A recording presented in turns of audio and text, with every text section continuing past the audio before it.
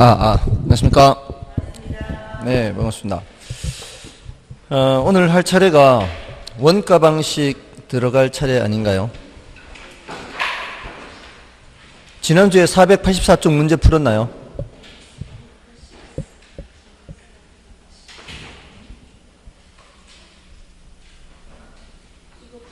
지난주에 문제 풀었죠? 네, 오늘 이제 원가 방식 들어가면 되는 거죠. 지난주에 어디서부터 했었죠? 지대론부터 했나요? 아니면은 입지론부터 했나요? 지난주 시작. 복습을 좀 하려고 합니다. 지난주 시작이 도시공간구조론. 도시공간구조론부터 했습니까? 지대론부터 맞습니까? 저도 헷갈립니다. 저도 지금 월화수목금토 6일을 수업하는데 여기만 진도가 달라요. 다른 데는 다 진도가 똑같은데 그러니까 여기만 다르니까 헷갈려요. 아무튼 지난주에 했던 걸 복습을 하고요. 오늘 진도 나가겠습니다. 다른 데보다도 조금 이제 적게 남은 편이라 진도의 여유는 조금은 있습니다. 아무튼 지난주에 지대론 해서 요 지대론은 이제 토지 임대료에 관한 이론이죠. 여기 200년 전 유럽 얘기를 한다 그랬죠. 농경지 지대론부터 출발해서 도시 지대론까지 연결되는 것을 했는데요. 차액 지대론이라는 거 있었죠. 다음에 위치 지대라는 것이 있었고요. 다음에 절대 지대하는 게 있었고요. 다음에 이제 입찰 지대가 있었죠. 요 위에 세 가지가 농경지 지대론이고 위치 지대론을 도시 지대에 적용한 것이 입찰 지대죠. 그리고 이 위에 두 이론은 고전학파 이론이죠. 이 차액 지대는 리카르도의 차액 지대 이렇게 붙여서 이해하는데요. 티넨의 위치 지대 이렇게 하죠. 그러면서 이제 고전학파와 신고전학파의 지대 성격에 관한 논쟁을 이제 소개를 해드렸죠. 고전학파는 지대를 볼 때 이제 농업 생산이라는 관점에서, 이거는 이제 공업 생산이라는 관점에서 이렇게 이제 이해를 하시는 것이 훨씬 유리하다고 했죠. 아무튼 그 지대라는 것이 토지 사용 대가인데, 그게 고전학파는 지대를 볼 때, 이 지대가 그 성격이 뭐라고 했죠? 지대 성격이 잉여라 그랬죠. 농민이 이제 농사를 짓고 자기 생산비만큼을 다 가져가고 남는 것은 인간의 노력에 의한 것이 아니라 토지의 자연력, 비옥도 이런 것에 의한 것이어서 인간의 입장에서는 그거는 불로소득으로 본다 그랬죠. 그래서 인간이 생산비만큼을 투입한 것만큼 다 가져가고 남는 것이 잉여이고 이것이 지주한테 지불되는 지대다, 불로소득이다 이렇게 얘기했죠. 근데 이제 공산품을 만드는 경우에는 노동력을 제공한 노동자한테 임금을 주듯이 토지를 제공한 지주한테는 지대를 줘야 되고, 그 제품을 생산할 때 각 생산 요소가 투입되면은 거기에 따라 정당한 대가를 지불을 해야 되죠. 그렇게 본다면 이거는 잉여가 아니라 그 생산 요소를 제공한 데 대한 정당한 대가를 받아가는 거죠. 그래서 이거는 비용이죠, 비용. 잉여가 아니고 생산품을 생산하는 데 드는 비용이다. 그래서 여기서는 계산이 이제 무슨 인건비, 재료비 이렇게 해서 계산되는 비용이어서 요 지대가 올라가면 그만큼 비용이 많아지기 때문에 거기에다 이윤 붙여서 판매하는 판매 가격이 올라가게 되죠. 이렇게 밑에서 이렇게 돼서 위로 가격을 계산하는데 위로 가는데, 여기서는 지대 계산이 거꾸로 되는 거죠. 시장에 갖다 파는 가격이 많아지면은 생산비 빼고 남는 것이 많아지게 되는 거죠. 남는 쪽으로 계산하는 것이고, 이건 비용을 더해서 이제 가격이 오히려 올라가게 되는 반대쪽으로 계산하죠. 이거는 이제 정당한 대가가 되는 거죠. 이렇게 이제 구별을 했고요. 그리고 이 고전학파는 토지를 볼 때 이 토지의 자연적 특성을 강조했고, 여기는 인문적 특성을 강조했고요. 이 배경을 좀 생각하면은 조금 이해하기가 더 쉽다 이렇게 볼 수 있어요. 그리고 고전학파는 생산 요소를 구분할 때도 노, 자, 토, 토지까지 집어넣지만 신고전학파는 노, 자 이렇게 이분법으로 구분을 했죠. 그 다음에 이제 구체적으로 들어가서 차액지대에서는 지대가 비옥도 차이에 의해서 나타난다. 위치지대는 수송비 절약분이 지대가 된다. 이렇게 얘기해서 최열등지 또는 한계지에서는 지대가 발생하지 않는다라는 거였죠. 근데 절대지대에 따르면은 토지 소유 자체로부터 지대가 발생한다 이렇게 했죠. 그래서 최열등지 또는 한계지에도 지대가 발생할 수가 있다. 그게 현실이다라는 거죠. 그래서 현실을 제대로 설명 못한 그런 부분을 절대지에 대해서는 설명을 할 수가 있는 거죠. 그다음에 이제 입찰지대는 경매 붙이는 거죠. 경매를 붙였을 때 제일 높게 써내는 사람이 낙찰을 받는 거죠. 용도에 따라서 누가 더 많이 써내느냐에 따라 이제 결정이 되는 거죠. 그래서 각각의 위치의 토지를 경매에 붙였을 때 도심의 근처에는 누가 제일 많이 써내고요. 거기는 상업용이 제일 많이 써내고, 그래서 상업용이 낙찰받고, 그 다음에 주거용이 낙찰받고 공업용이 낙찰받죠. 그래서 이 각각의 입찰지대 곡선은 우하향하는 직선으로 그려진다 하더라도 업종에 따라서 이 가파르기가 다르죠. 그래서 위치에 따라 낙찰받는 사람이 달라진다 그랬죠. 그래서 도시 전체 지대 곡선은 생산 요소가 이 무한히 생산 요소가 얼마든지 대체가 가능하고, 업종이 무한히 많다면 이렇게 부드러운 곡선으로 이렇게 연결되는 그런 선이 된다 그랬죠. 자, 그런 내용들이 이제 입찰지대의 내용이었어요. 그리고 여기 입찰지대의 뜻을 이제 알고 계셔야 되죠. 입찰지대란 이 이용자가 지불하고자 하는 최대한의 지불 용액. 그래서 초과이윤이 0이 되는 수준의 지대다. 이런 얘기였습니다. 그다음에 이제 도시공간 구조론 했죠. 도시공간, 이거 말고 이제 여기 말고 뭐 준지대, 경제지대 이런 다른 내용의 지대가 나오면 일단은 패스하라 그랬죠. 일단은 패스하고요.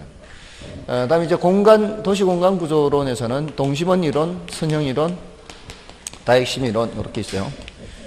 동심원 이론은 도시공간 구조와 관련된 가장 오래된 이론이죠. 그 다음에 이제 선형 이론, 그 다음에 다핵심 이론 이렇게.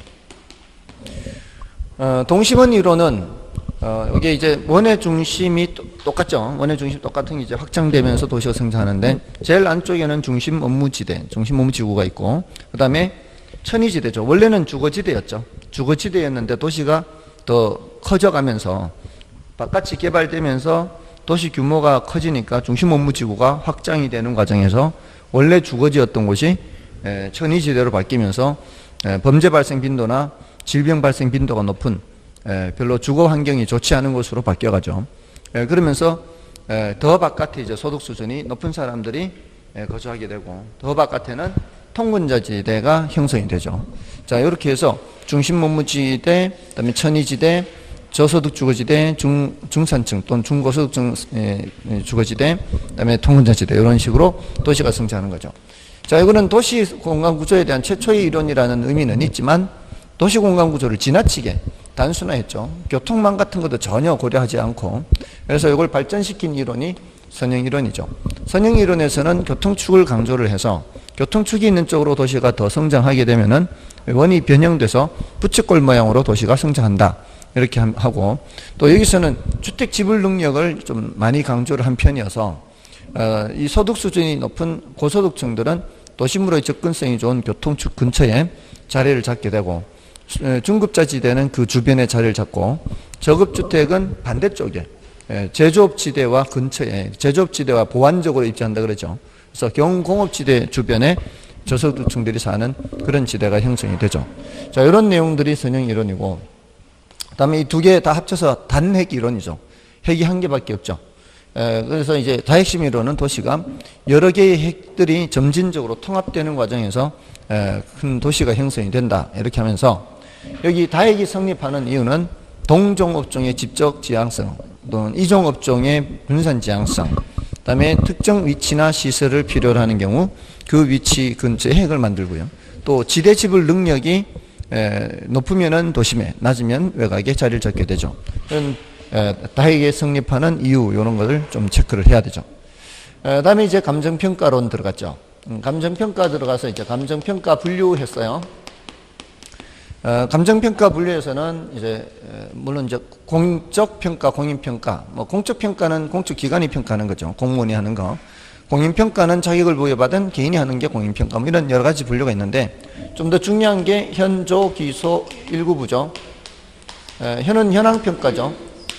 조는 조건부평가, 기는 기한부평가, 소는 소급평가. 자, 여기서 현황평가가 원칙이죠. 이게 지금 상태대로 평가하는 게 원칙입니다. 요 조건부평가는 예외죠. 그래서 현황평가에 이제 건부지평가가 대표적이라고 그랬어요. 지상에 건물이 있는 땅 평가하는 거죠.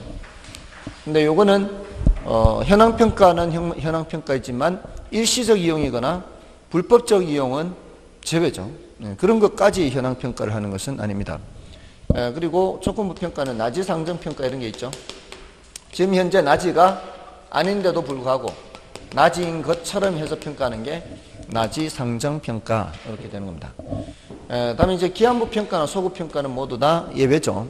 요거는 기준 시점에 대한 예외입니다. 기준 시점이 뭐예요? 이렇게 질문하면은 감정평가의 기준이 되는 날짜입니다. 그게 언제예요? 이렇게 하면은 가격조사 완료일입니다. 근데 예외적으로 기준 시점을 미리 정할 수 있다.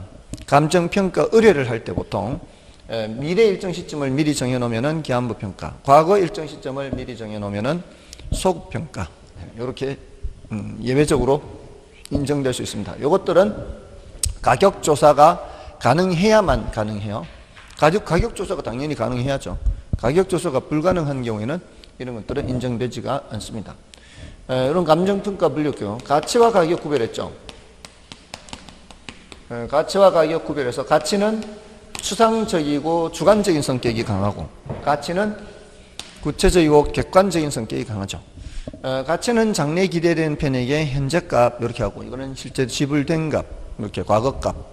그리고 가치는 일정 시점에 여러 가지가 있을 수 있다 그랬죠. 근데 가격은 오직 한 가지밖에 없죠. 그러니까 우리가 감정평가를 하더라도 가액으로 표시할 때는 몇 개로 표시해야 돼요? 한 개로 표시해야 되잖아요. 그래서 지난주 마지막에 시산가액 조정해서 계산했던 거 아니에요. 각각의 시산가액을. 그래서 이거는 오직 하나, 이거는 여러 가지가 있을 수 있다. 보는 관점에 따라서. 그리고 가치는 가격 플러스 마이너스 오차 이렇게 했죠. 이렇게. 맞나요?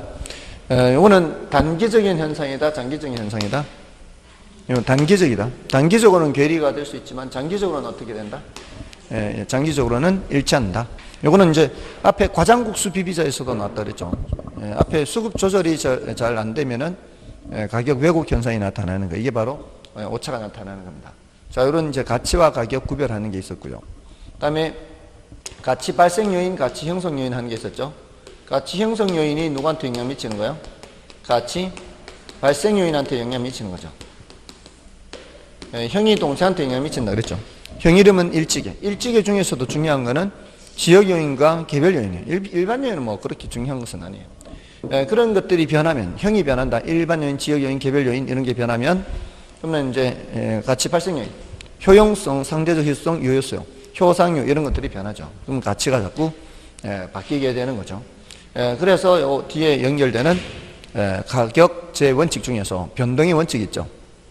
변동의 원칙. 이런 요인들이 변하면은 가치도 변하기 때문에 이게 언제적 가격인지를 밝혀줘야 된다 그랬죠. 그래서 무슨 개념이 있는 거예요? 기준 시점이 있는 거죠. 또는 시점 수정도 해야 돼요. 그 당시 거래됐을 당시 또는 건축됐을 당시 그 가격을 그대로 이용하면은 안 되는 거죠. 시간이 변했으면 그만큼 요거를 시간 변화에 따라, 상황 변화에 따라 수정을 해줘야 되는 거죠. 이게 바로 시점 수정입니다. 제 목소리가 딴 때보다 조금 작은가요?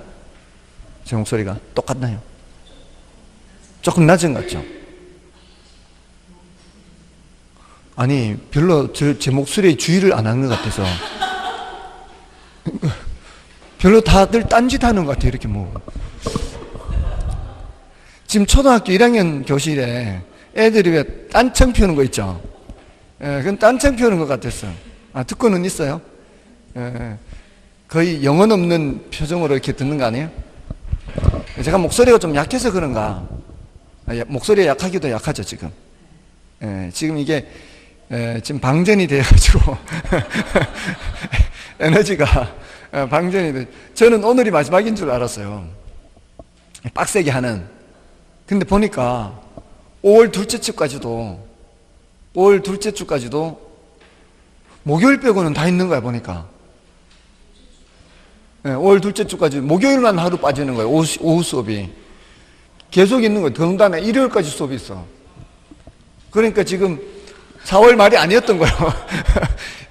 4월 말이 아니었던 거예요. 오늘 지금 와서 생각이 났어요. 그럼 결국은 아직 2주를 더 가야 된다는 얘기야. 방전이 거의 다 됐는데 뭔가 이 충전시킬 필요가 있어요. 이게 충전시킬 여유가 없는 거예요, 지금. 개고기? 아니, 그게 처음은 괜찮았는데 그 다음은 안 되더라니까. 이게, 그러니까 처음 먹는 뭔가가 필요해요. 처음 먹는. 몸에 좋다는 것 중에.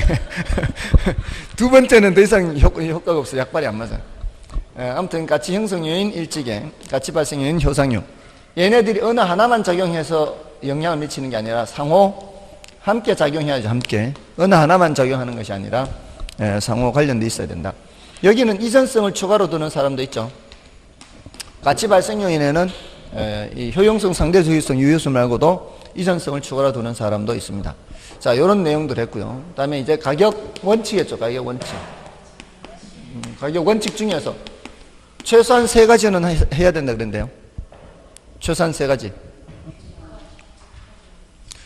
균형의 원칙, 내부 관련 원칙의 균형의 원칙, 외부 관련 원칙의 적합 원칙, 그 다음에 토대가 되는 원칙의 변동의 원칙. 이 3가지는 무슨 일이 있어도 해야 돼요. 이 최근 10년간 문제, 이 기출문제집 보시면 아시겠지만 이 3가지만으로도 웬만한 문제는 다 해결이 됐거든요.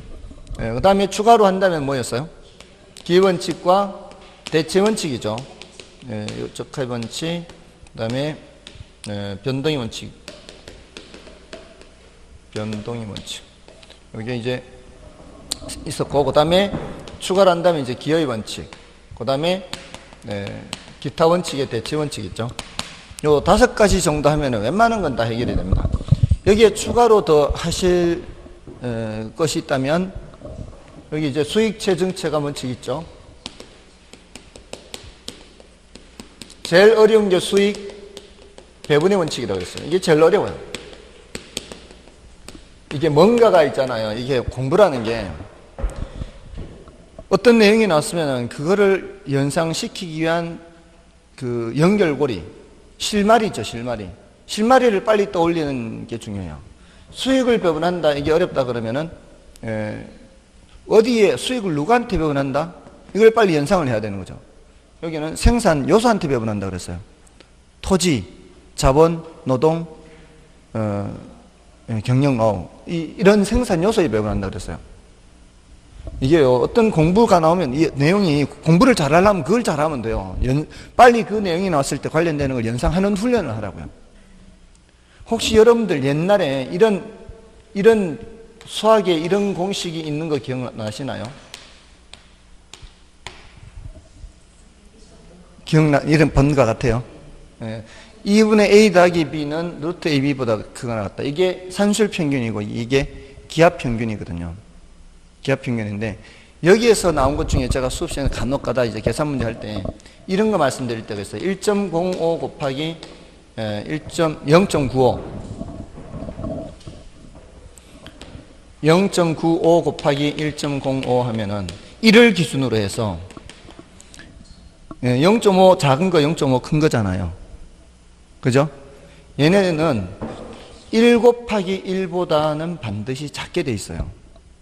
반드시 1보다 한 칸 0.5만큼 작고 1보다 0.5만큼 크잖아요. 어떤 두 수가 곱해졌을 때 제일 크게 되는 거는 이 두 수가 같을 때예요.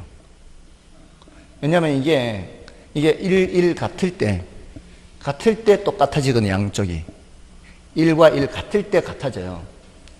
이게 다르다면 이게 0.95 그러니까 1.05 더해서 일어나는 1이죠. 두 개 더해서 일어나는, 더하면 어차피 2잖아요. 1 더하기 1도 2고 0.95 더하기 1.05도 더하면 2잖아요. 그럼 나누면 1이 되잖아요. 근데 이 두 수를 곱하게 되면은 1보다는 작게 된다. 같을 때만 같아지는 거거든요. 1 같을 때만 여기가 1이 돼요. 그럼 달라지면 여기가 반드시 1보다는 작거든요. 그래서 얘보다는 반드시 작다 이렇게 해요. 우리 뒤에 이제 거래사례 비교법 하다 보면 이런 숫자 계산할 때가 있거든요. 2억 곱하기 막 이렇게 하면은 여기 계산 안 해도 정답은 2억보다는 작은 값이 나와야 돼요. 찍어도 그렇게 찍어야 되거든. 이게 이 원리가 여기서 나오는 거거든. 여러분들 고등학교 때 다 했어요. 이거 산술평균, 기하평균에서 했던 거예요. 근데 그때는 이런 숫자를 넣어서 구체적으로 생각을 안 하니까 그냥 막 너무 높은, 난이도 높은 것만 푸니까 이런 간단한 거를 모를 뿐이에요. 그런 원리가 다 여기서 나온 거거든. 여기서. 근데 이게요, 이 공식이 유도가 돼요. 이런 공식이 아주 단순한 것에서 출발하거든요. 어떤 수를 제곱하면은 이 수는 0보다 크거나 같겠죠. 어떤 수를 제곱하면은 0일 때만 0이잖아요. 0이 아닌 수는 제곱하면은 0보다 크잖아요. 마이너스 1을 제곱하든 1을 제곱하든 마이너스와 마이너스 1끼리 곱하면 플러스 되잖아요. 어떤 수를 제곱하면 0보다 큰데 그 어떤 수가 예를 들어 이렇게 x-y 이거 어떤 수잖아요. x-y도 어떤 수잖아요. 어떤 수를 제곱하면 0보다 크거나 같죠. 이 숫자는 0보다 크거나 같아요. 어떤 수의 제곱이니까. 근데 어떤 수를 전개를 하면은 x의 제곱 마이너스 2xy 플러스 y 제곱이 0보다 크거나 같죠. 이걸 전개하면 왼쪽이 똑같잖아요. 얘하고 얘하고. 그럼 x의 제곱 더하기 y의 제곱은 얘가 넘어가면은 2xy보다는 크거나 같잖아요. 마이너스 2xy 넘어가니까. 그럼 2로 양변을 나누면 2분의 x의 제곱 더하기 y 제곱은 xy보다는 크거나 같죠.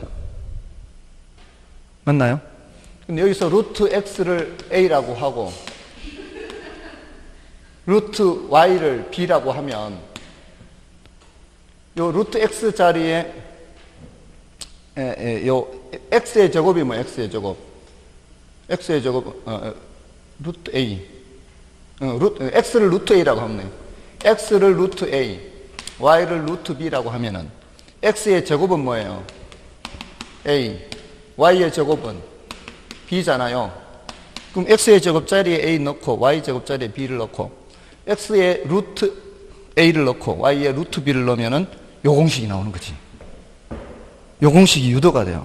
그러니까 이 공식을 유도하는 출발점은 어떤 수의 제곱은 0보다 크거나 같다 이런 거거든. 그러니까 어떤 수의 제곱이 0보다 크거나 같다 이거는 누구나 알잖아요. 근데 거기에서 여기서 출발해서 가면은 이 공식이 나와요. 유도가 돼. 그러니까 지금 이게 사실 고등학교 때 한 거란 말이에요.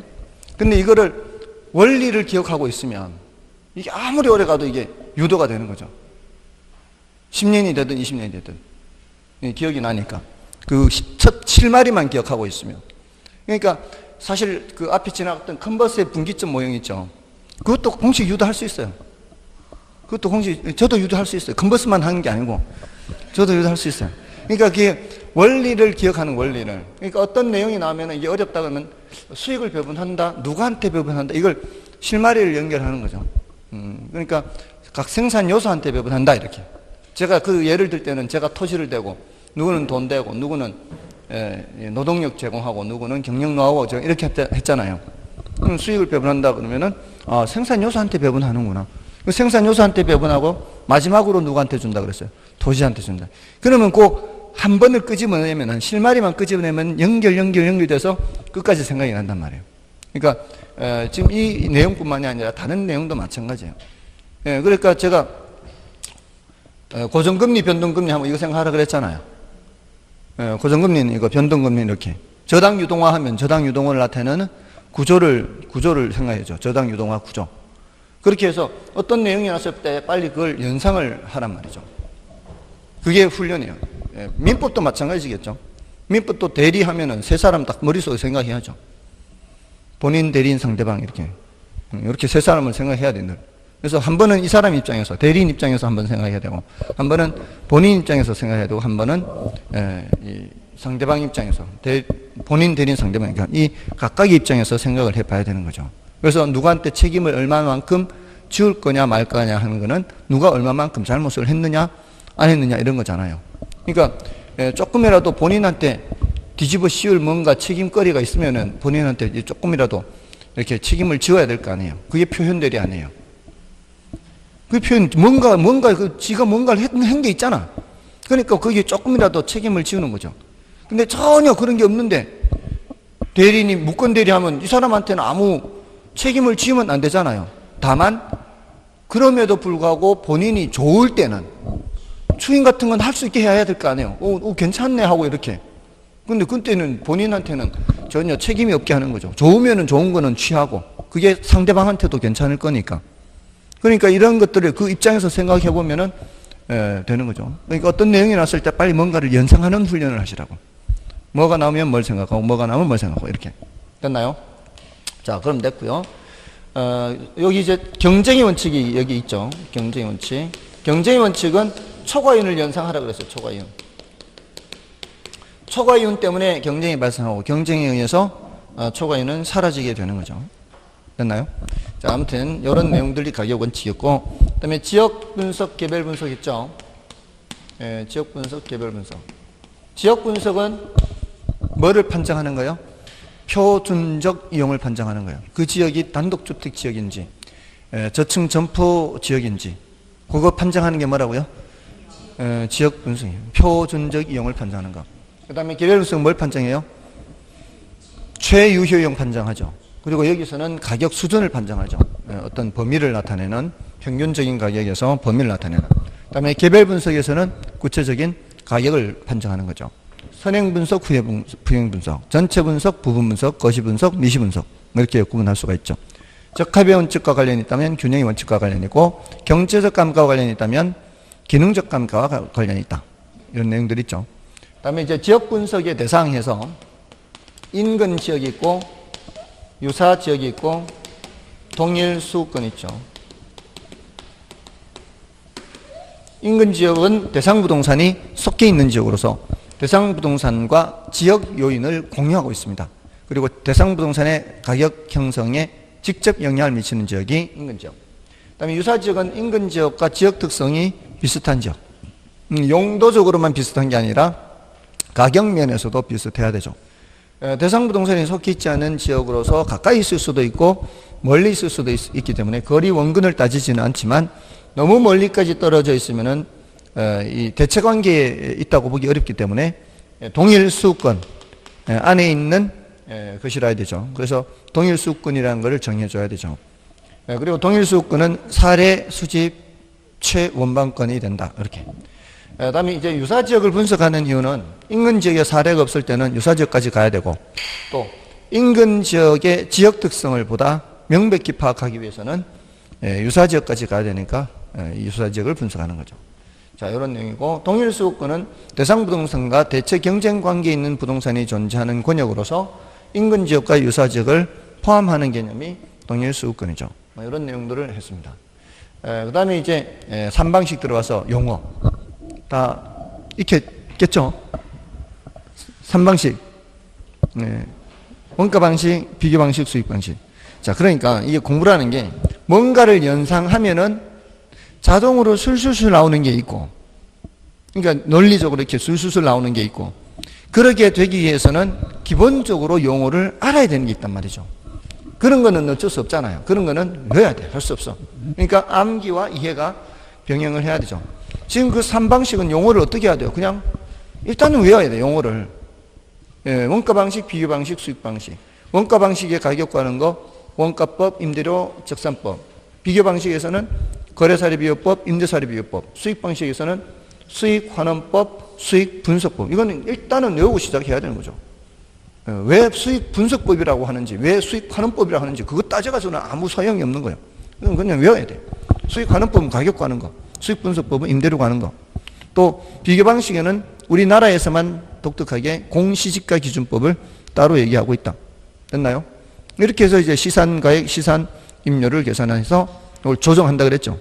시산가액 조정은 산술평균 하는 것이 아니라 가중평균 해서 구한다. 이런 내용까지 하고 계산 문제까지 풀었던 거죠. 자, 이제 원가 방식 원가법 자 들어갑니다. 자, 원가법은 가격을 구하는 방법이죠. 비용성의 원리에 따라 가격 구하는 방법이 원가법입니다. 원가법에 의한 적산가액이 뭐예요? 원가법에 의한 시산가액이 적산가액이죠. 원가법에 의한 시산가액이 적산가액입니다. 자, 요거를 계산하려면 제조달 원가에서 빼기 감가 수정액을 해야 돼요. 감가 수정액. 자, 여기서 이제 제조달 원가에 대해서 이론 정리해야 되고 감가 수정액에 대해서 이론 정리를 해야 돼요. 감가 수정액을 다른 말로 이제 감가 누계액이라고도 할 수 있어요.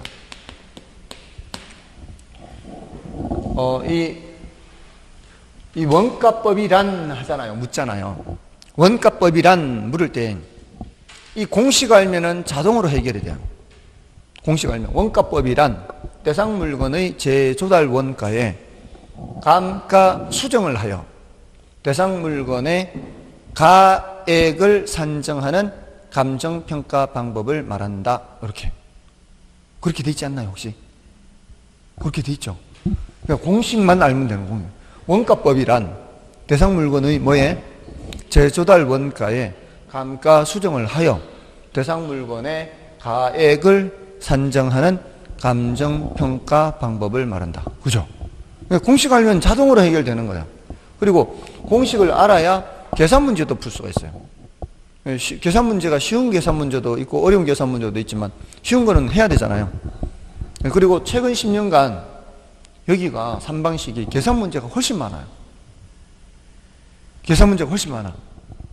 그렇다고 인상집 부리지 마시고요. 다 보였어. 다 보였어. 다 보였어. 예? 그는 숙달을 덜 시켜서 그래요. 그럼요. 여기 지금 남자분이 별로 없는데, 남자분들이 군대 가면은 저걸 하거든요. 남자들이 군대 가면 제일 먼저 하는 게 총기 분해 조립하는 거예요. 제일 먼저 배우는 게. 왜 그러겠어요? 이 총은 자기 목숨하고 같은 거예요. 군인이 고장나면 쏘지를 못하잖아요. 쏘지를 못하면 아무 소용이 없는 거죠. 총 없으면 죽음이나 다름없죠. 그러니까 총기를 늘 이제 잘 관리를 해야 되거든. 근데 그게 총을 쏘면은 화약이 그 총기 내부에 화약이 이제 묻잖아요. 이 화약이 이게 연소가 되면서 끓음이 이렇게 이제 묻는다고요. 그거를 오랫동안 그대로 두면은 이게 자꾸 떡지듯이 져요. 우리 후라이팬 오래 쓰다 보면 이렇게 기름을 잘 안 닦으면 이렇게 눌러붙어서 이렇게 긁히면 긁잖아요. 그거하고 똑같아요. 그런 것처럼 이게 총구 안에, 총열 안에 그게 떡지듯이 지면은 이게 발사가 잘 안 돼. 이게 고장이 난단 말이에요. 그러니까 그거를 한번 총을 쏘면은 바로 이거를 닦아줘야 돼요.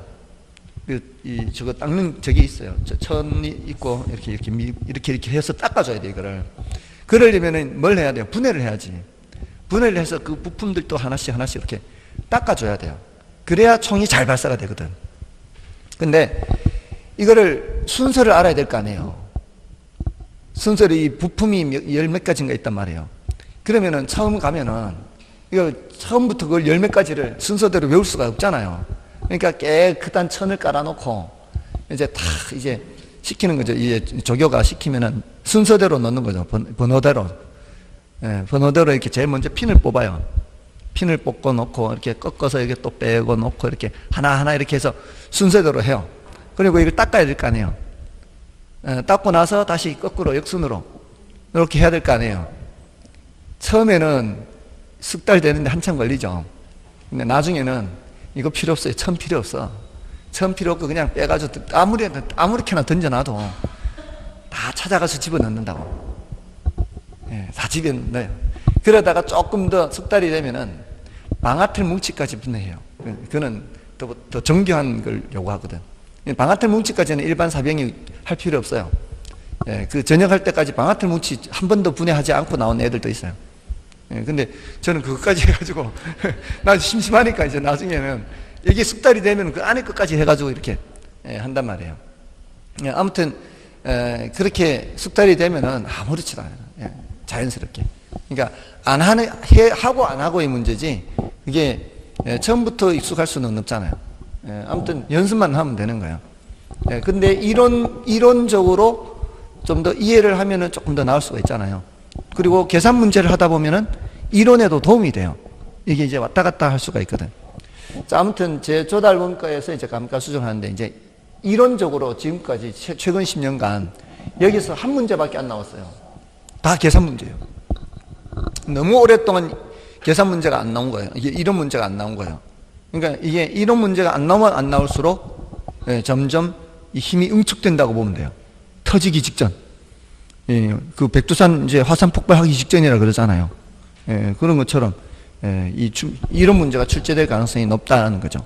근데 그게 이제 재조달 원가에 대한 이론 부분, 요 감가 수정에 대한 이론 부분을 하나씩 정리를 해야 돼요. 먼저 이제 재조달 원가예요. 자, 이 재조달 원가는 세 가지 정도만 기억하세요. 지금까지 출제되지 않았던 것에 비해서 한 세 가지 정도면 되지 않을까 싶어요. 일단 재조달 원가가 뭔지를 대답을 해야 돼요. 재조달 원가가 뭐예요? 이렇게 물으면 기준 시점 현재 적정 원가 총액 그래요. 자, 일단 키워드가 지금 여기 기준 시점이라고 되어 있죠. 기준 시점. 요걸 이제 주의를 해야 돼요. 문제에서 기준 시점이라고 하지 않고 이렇게 질문하면은 틀리는 거예요. 현재 시점 이러면 틀리는 거예요. 이거는 여기뿐만이 아니에요. 원가 방식뿐만이 아니라 비교 방식, 수익 방식 전부 다 현재 시점이란 말이 나오면 틀려요. 현재 시점이란 말이 나오면 틀립니다. 뭐라고 해야 된다고요? 기준 시점이라고 그래요. 그거 틀리기 쉽겠죠. 사람들이 익숙지 않기 때문에 이걸 현재 시점이라고 하면 기준 시점하고 착각할 수가 있어요. 다음에 얘는 재조달 원가에서는 이걸 준공 당시 이렇게 해도 안 돼요. 신축 시점 이렇게 해도 안 되겠죠. 준공 당시가 신축 시점입니다. 같은 얘기예요. 그 건물을 지을 당시 그게 신축 시점과 같은 얘기예요. 아시겠죠? 자, 다음에 여기서 말하는 이 원가를 오해를 하면 되지. 여기서 말하는 원가를 오해하면 안 돼요. 대부분의 경우 사람들이 원가라고 하면은 직접 재료비만 생각하는 경향이 있어요. 근데 여기서는 원가를 그렇게 하면 오해를 하는 거예요. 저도 이거 예전에 공부할 때 원가를 그렇게 오해를 해가지고 한참을 해먹었어요. 이해가 안 되는 거죠. 원가를 그렇게 하면 안 되고 여기서 재조달 원가잖아요. 재조달.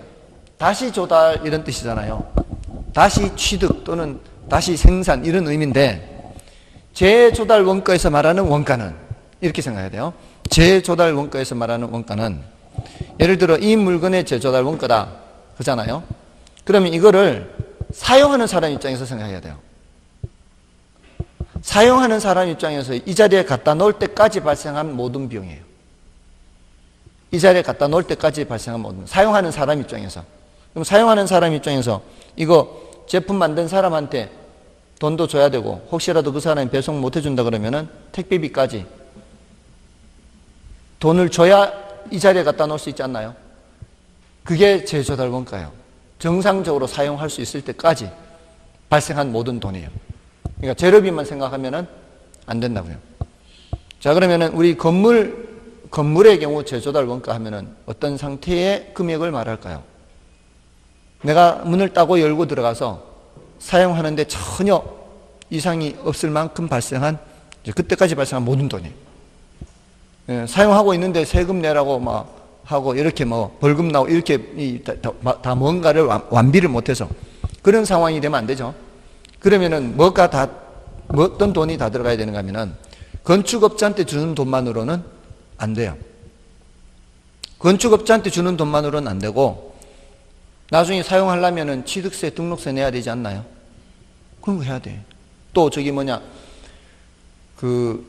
설계비, 감리비는 별도거든요. 건축하는 사람은 건축만 신경 쓰는 거지. 설계비와 감리비는 별도란 말이에요. 이런 것도 해야 되지 않나요? 또 건물 짓는데 옆에 민원 들어올까봐 화장지 돌리고 떡 돌리고 했는 돈도 다 들어가야 되겠죠. 맞잖아요. 이런 거를 부대비용이라고 그래요. 부대비용. 그러니까 이 재조달 원가는 표준적 건설비에다가 뭐까지 더해야 돼요? 부대비용까지 더해야 돼요. 이거까지 더해야 돼요. 다음에 여기 표준적 건설비를 잘 보면 이게 건축업자한테 주는 돈이에요. 우리가 건축업자한테 돈 줘야 되잖아요. 그것만으로는 된다 안 된다? 그것만은 안 된다. 내가 열쇠 따고 들어가서 정상적으로 사용할 수 있을 때까지 발생한 모든 돈이 뭐다? 재조달 원가예요. 재조달 원가. 이거 새것 가격이에요? 낡은 것 가격이에요? 새것 가격을 먼저 계산하는 거예요. 자, 그러면은 내가 건축업자한테 주는 돈이 뭐라고요? 표준적 건설비요. 건축업자한테 주는 돈이. 그러면 자, 건축업자가 내가 집 짓는다고 2억을 줬어요. 그러면은 그 2억으로 다 내 집 짓는데 사람 고용하고 재료비 사는데 2억 다 쓴 거예요? 그 2억을 거기에 다 썼을까요? 그게 아니에요. 그 내 집 짓는데 들어간 재료비, 내 집 짓는데 들어간 사람 인건비, 그런 거를 직접 공사비라 그래요. 내 집 짓는데 들어간 거. 근데 이 사람이 자기 사무실도 운영할 거 아니에요. 사무실 운영하면 그 직원이 전화 걸어서 자재 주문하고 세무 계산해서 신고하고 이런 격리 직원이 있을 거 아니에요. 그럼 그 격리 직원 월급은 뭔 돈으로 줘야 돼요? 내가 준 돈에서 줘야지. 이게 말이 안 나오니까 이러고 있어. 말이 안 나오니까 아직 옹알이가 안 되고 있어. 옹알이가. 그런 거를 간접공사비래. 간접공사비. 간접공사비도 있다고요. 그 간접공사비는 내 집 짓는데 들어온 돈은 아니죠. 근데 그런 직원 없으면은 일하기가 굉장히 어려울 거 아니에요. 그런 직원도 있어야 업무 처리를 할 거 아니에요. 이런 거는 우리 집 짓는데 들어온 돈은 아니지만 필요한 돈이에요. 그러면 끝이에요. 그걸로 다 해요. 그 건축업자도 먹고 살아야잖아. 그 사람 뭐가 있어야 돼요? 이윤이 다 포함된 금액을 내가 건축업자한테 주는 거예요. 충분히 납득은 되시죠? 이해가 됐으면 이제 안 까먹으면 되잖아요. 안 까먹으면. 아, 그렇구나. 우리가 건축업자한테 주는 돈, 그렇게 생각하면 돼. 내가 주는 돈이 내 집 짓는 데 들어간 돈만 주는 게 아니고, 저 사람, 저 사무실 운영하는 돈도 내가 줘야 되고, 저 사람 이윤도 줘야 되고, 그렇게 생각하면 되지. 그리고 그것만으로도 안 되고, 내가 더 돈을 드려야 내가 정상적으로 사용할 수 있을 때까지 발생한 모든 돈이 되는구나. 그게 재조달 원가구나. 새 것이 그렇게 계산이 되는 거예요. 새 것. 언제적 새 것이에요? 기준 시점, 기준 시점. 그새 또 까먹으면 안 돼요.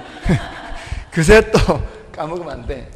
자, 그게 해놓고 이렇게 계산한 게 새 거잖아. 새 거. 새 거잖아요. 근데 내가 갖고 있는 거는 새 것이 아니라면 낡은 만큼을 감가를 해줘요. 계산을 빼줘. 요 작업이 이제 있어야 돼요. 자, 근데 이제 일단 의의는 그렇고, 두 번째, 이제 산정 방법은 도급 방식 기준 그래요. 도급 방식 기준. 이 도급 방식 기준은 뭔가 하면은, 우리 이제 건축업자를 수급인 그래요. 우리가 도급인하고, 여기가 건물 좀 지어 주세요 하면은, 우리가 도급인, 건축업자는 수급인, 이렇게 돼요. 이게 민법에 14가지 계약 유형에 들어가 있는 거예요. 근데 여러분들이 14가지 계약 유형을 다 안 배우잖아요. 매매, 임대차, 교환. 이렇게 배우나요? 다른 것도 있나요? 매매, 임대차, 교환 외에는 안 배우죠. 다른, 나머지 11가지 중에 도급 계약이라는 게 있어요. 도급 계약. 어떤 일의 완성을 목적으로 계약하는 거예요. 건축업자는 이제 건물 지어주는 게 이제 계약이 되는 거죠. 그 도급 방식 기준인데, 여기서 말하는 의미는 뭔가 하면은, 자가 건설일지라도, 이 말이에요. 자가 건설일지라도 도급 방식 기준을 해라. 이 소리는 뭔가 하면은, 건축업자가 자기가 사용하기 위해서 건물 지을 때, 대부분은 자랑하듯이 친구들한테 가서, 야, 이거 짓는데 나 10억 들었어. 자랑하듯이, 얼마 돈 안 들었다는 뜻으로, 나 이거 짓는데 10억 들어서 지가 사용할 거. 그러면 옆에 친구가, 야, 10억 줄 테니까 지어줄래? 그러면 지어줄까요? 야, 나도 10억 줄 테니까 지어줄래? 하면 지어줄까요? 안 지어줄까요? 안 지어주겠죠? 맞잖아요. 자기가 지을 때는 뭘 다 빼고 이제 얘기한 거예요. 이윤도 빼고, 뭐 간접 봉사비 같은 것도 어차피 쓰는 직원 그냥 할 가능성이 많잖아요. 그러니까 직접 재료비만 얘기했을 가능성이 높죠. 그러면은, 자, 10억 들였다 그랬어. 지었다고 해서 담보 대출 받으려고. 자, 감정평가사가 와가지고 10억 하면 기분 좋을까요? 실제 시가는 더 된다 이 말이잖아요. 예, 더 되는데 자기는 그거밖에 안 들였다 이 말이잖아요. 그러니까 설령 자가건설의 경우 공사비 내역에 있는 항목들을 확인을 했다 하더라도 거기에는 뭐를 반드시 플러스해서 해야 돼요? 이윤을 반드시 플러스 해서 계산을 해야 된다 이 말이에요. 이윤을 고려하라는 뜻이 적정 이윤을 반드시 뭐를 하라? 고려를 하라. 이윤 고려하지 않으면 안 된다 이 말이에요. 자, 이거는 이제 분량이 많지는 않죠. 그냥 도급 방식 기준의 의미는 이윤을 고려하라 이런 뜻이고, 그다음에 이제 마지막이에요. 종류에 이제 복제 원가가 있고요, 대체 원가가 있어요. 복제 원가는 이제 물리적으로 똑같은 거예요.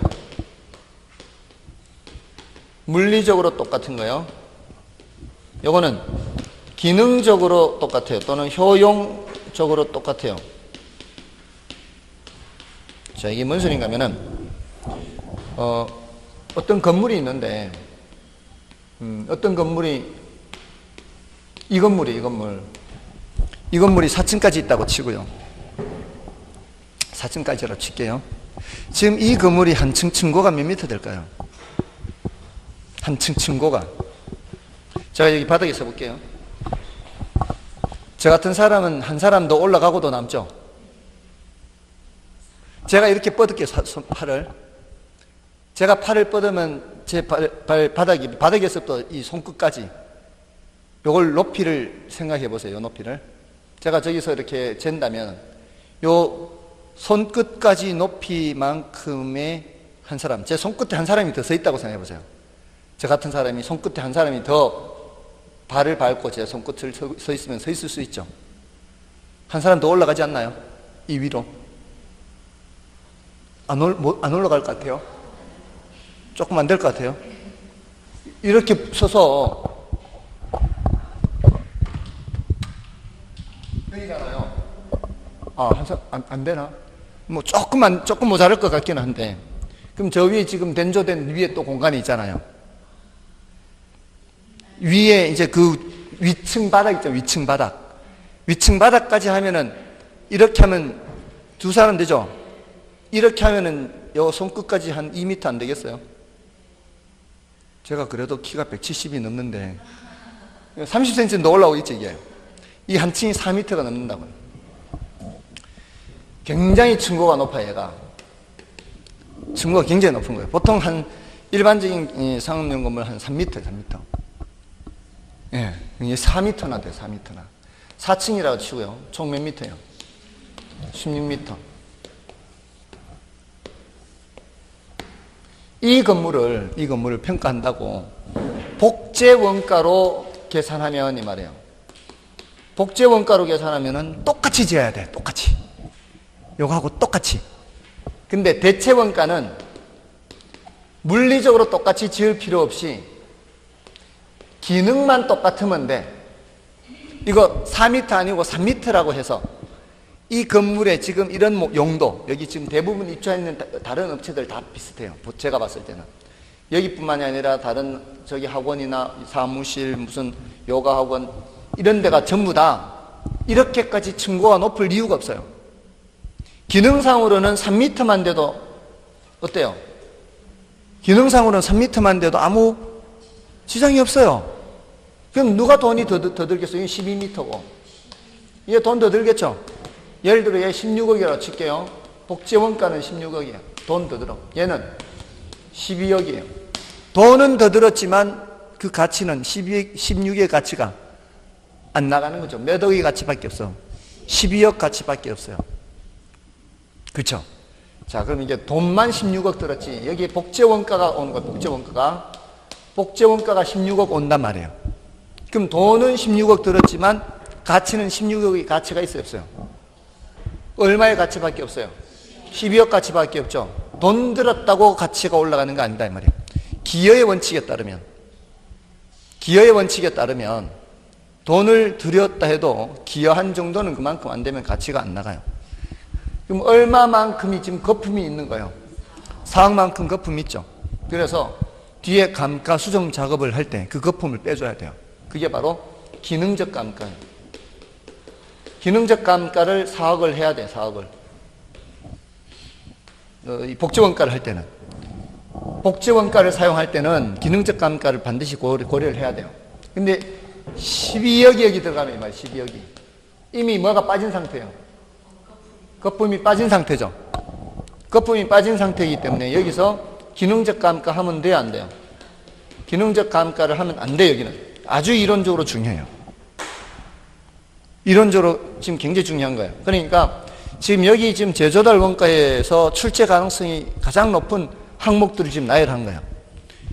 기준 시점이 아니라 준공 당시, 현재 시점 이렇게 하면 틀리는 거고, 그 다음에 도급 방식 기준의 의미를 묻는 내용, 그 다음에 복지원가를 사용할 때는 거품이 끼어 있기 때문에 기능적 감가를 반드시 해야 되는 거고, 뒤에서는 기능적 감가를 하면은 안 된다는 거예요. 요 세 가지. 됐나요? 이게 출제된다면 재조달 원가에서는 이거 말고는 다른 게 출제될 수가 없어요. 그러니까 딱 핵심되는 거 세 가지만 기억하시라고요. 됐죠? 그 다음은 이제 감가 수정이에요. 좀 쉬고 하겠습니다.